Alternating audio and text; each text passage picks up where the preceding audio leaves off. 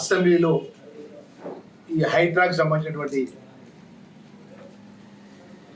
చర్చ పెట్టి ప్రధాన ప్రతిపక్ష సంబంధించిన గౌరవ శాసనసభ్యులు వివిధ పార్టీల శాసనసభ్యుల యొక్క అభిప్రాయం తీసుకొని రాష్ట్రంలో ఉన్నటువంటి చెరువులపై అక్రమ కట్టడాలు కానీ ఇంకా ఇతర అక్రమ కట్టడాలపై ఏ విధంగా మనం ముందుకు పోవాలని చెప్పి గౌరవ ముఖ్యమంత్రి గారు అసెంబ్లీలో ఈ యొక్క అంశాన్ని ప్రవేశపెట్టడం జరిగింది.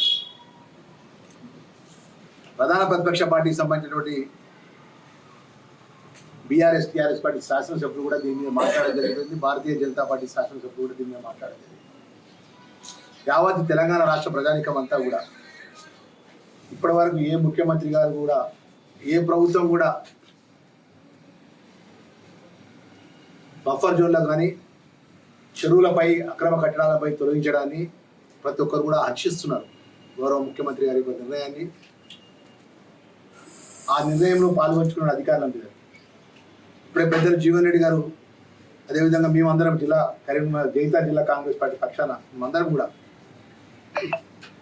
ట్యాంక్ బండ్ పక్కన ఉన్నటువంటి నక్లెస్ రోడ్ పక్కన ఉన్నటువంటి అక్రమ కట్టడాలు అయితే బఫర్ జోన్లో ఉన్నటువంటి వాటిని కూడా యుద్ధ ప్రాతిపదికమే వాటి కూడా తొలగించాలని చెప్పి గౌరవ ముఖ్యమంత్రి గారికి మేమందరం కూడా మనవి చేయడం జరుగుతుంది. అదేవిధంగా జిల్లాల పరంగా వచ్చినట్టయితే మన రాష్ట్ర ప్రభుత్వం గౌరవ ముఖ్యమంత్రి గారు దీనికి చైర్మన్గా ఉన్నారు. స్పెషల్ ఒక ఐపీఎస్ ఆఫీసర్గా రాష్ట్రంలో చేసినారు.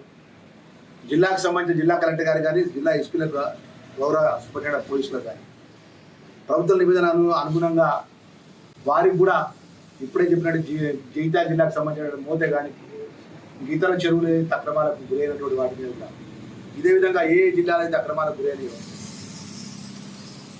ఆ యొక్క జిల్లాలో కూడా ఈ హైడ్రాకు సంబంధించినటువంటి ఆధ్వర్యంలో కూడా జిల్లాల వారీగా కలెక్టర్ గారి, ఎస్పీ గారి ఆధ్వర్యంలో కూడా చర్యలు తీసుకునే విధంగా మన ముఖ్యమంత్రి నిర్ణయాలు జరగాలని చెప్పేసి మేము మనవి చేయడం జరుగుతున్న విషయాన్ని కూడా తెలియజేసుకుంటూ, ఏదేమైనా కూడా ఏ అంశాన్నైనా కూడా గౌరవ శాసనసభలో ఆ అంశాన్ని పెట్టి ముఖ్యమంత్రి గారి అందరి అభిప్రాయం మేరకే ముందుకు పోతుంది తప్ప వ్యక్తిగతంగా ఏ నిర్ణయం తీసుకోలేదు.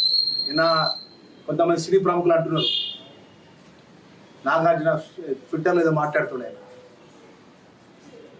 మరి ఆ ట్విట్టర్లో మాట్లాడేసి నాగార్జునకు మేము చెప్పదలుచుకున్నాం, ఇంకా పెద్ద పెద్ద వాళ్ళు ఎవరైతే ఉన్నారో ఈ అక్రమాలు కట్టడంలో మేము బఫర్ జోన్లో కట్టుకున్నాం, మేము చెరువులు గుంటలు మొత్తం ఆక్రమణ చేస్తాము, గత ప్రభుత్వం మమ్మల్ని కాపాడింది, ఈ ప్రభుత్వం కూడా కాపాడుతుంది అనుకుని బాగా ధీమతో ఉండేవాళ్ళు ఉన్నారు.